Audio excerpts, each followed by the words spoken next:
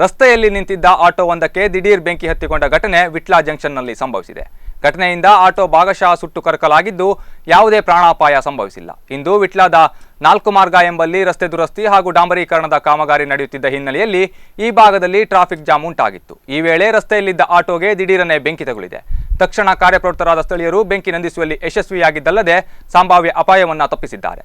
ಸ್ಥಳೀಯರ ಬೆಂಕಿ ನಂದಿಸುವ ಕಾರ್ಯಾಚರಣೆ ವಿಡಿಯೋವೊಂದು ಸಾಮಾಜಿಕ ಜಾಲತಾಣಗಳಲ್ಲಿ ವೈರಲ್ ಆಗ್ತಾ ಇದ್ದು ಬೆಂಕಿ ನಂದಿಸುವವರ ಸಮಯ ಪ್ರಜ್ಞೆಗೆ ಶ್ಲಾಘನೆ ವ್ಯಕ್ತವಾಗಿದೆ.